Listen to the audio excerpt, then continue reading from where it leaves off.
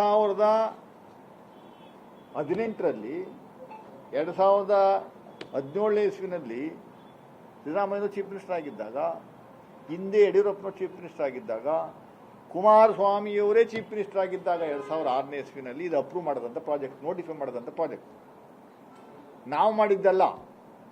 7,000 ಎಕರೆನ notify ಮಾಡಿದ್ದು ಯಾರು? ಕುಮಾರಸ್ವಾಮಿಯವರು ಮುಖ್ಯಮಂತ್ರಿಗಳಾಗಿದ್ದಾಗ. ಟೌನ್ಶಿಪ್ ಬಿಡದಿ ಟೌನ್ಶಿಪ್ ಮಾಡ್ತೀವಿ ಅಂತ. ಇದೇ ಬಿಜೆಪಿಯವರು ಅಶೋಕ್, ಸುರೇಶ್ ಕುಮಾರ್, ನಮ್ಮ ಮನೋಹರ್ ಹತ್ರ ಎಲ್ಲ ವಿಡಿಯೋ ಕ್ಲಿಪ್ಪಿಂಗ್ ಇದೆ. ಅವರು ಅವತ್ತು ಅಸೆಂಬ್ಲಿನಲ್ಲಿ ದೊಡ್ಡ ಮಟ್ಟದ ಪ್ರಶಂಸೆ ಕುಮಾರಣ್ಣವ್ರಿಗೆ.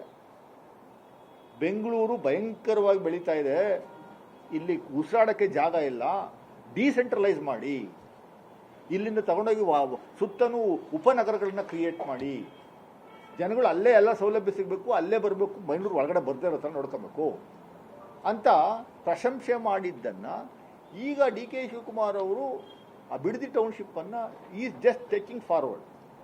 40-60 ರೇಷಿಯೋ, 1 ಎಕರೆಗೆ 2 ಕೋಟಿ, 2 ಕೋಟಿ ಕೊಡೋದಲ್ಲಿ 40-60 ರೇಷಿಯೋದಲ್ಲಿ 40% ಸೈಟ್ಸ್ನ ರೈತರಿಗೆ ಕೊಡುವಂಥದ್ದು. 80-85% ಅಂದರೆ ರೈತರು ಯಾರೂ ಒಪ್ಪಿಗೆ ಇಲ್ಲ ಅಂತ ಹೇಳಿಲ್ಲ, ಎಲ್ಲರೂ ಒಪ್ಪಿಗೆ ಸೂಚಿಸಿದ್ದಾರೆ, ನೋಟಿಫೈ ಆಗಿದೆ, ಕೆಲವರು ಎಲ್ಲ ಸೈನು ಮಾಡಿದ್ದಾರೆ. ಯಾವ ರೈತರು ಅಬ್ಜೆಕ್ಟ್ ಮಾಡ್ತಾ ಇಲ್ಲ ಟೌನ್ಶಿಪ್ಗೆ. ಇದ್ದಕ್ಕಿದ್ದಂಗೆ ಈಗ ಕುಮಾರಸ್ವಾಮಿಯವ್ರ ಫ್ಯಾಮಿಲಿ,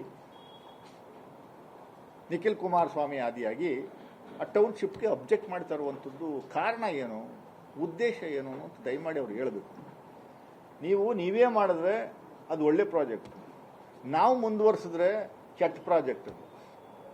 ದಿನ ಬೆಳಗ್ಗೆ ಎದ್ದು ಮಾಧ್ಯಮದ ಬುದ್ಧಿ ಬಂದು ಬಾಯಿಗೆ ಬಂದಂಗೆಲ್ಲ ಮುಖ್ಯಮಂತ್ರಿಗಳನ್ನ ಮತ್ತು ಡಿ ಕೆ ಶಿವಕುಮಾರನ್ನ ಬೈದರೆ ನೀವು ದೊಡ್ಡ ಲೀಡರ್ ಆಗ್ತೀವಿ, ಆ ಒಕ್ಕಲಿಗ ಸಮುದಾಯಕ್ಕೆ ಅಧಿಪತಿಗಳು ನಮ್ಮನ್ನು ಬಿಟ್ಟರೆ ಬೇರೆ ಯಾರೂ ಇಲ್ಲ ಅನ್ನುವಂಥ ರೀತಿಯಲ್ಲಿ ವರ್ತಿಸುವಂಥ ಕೆಲಸ ಇದೆಯಲ್ಲ, ಇದು ದೇಶದಲ್ಲಿ ಒಂದು ದೊಡ್ಡ ದುರಂತದ ಸಂಗತಿ.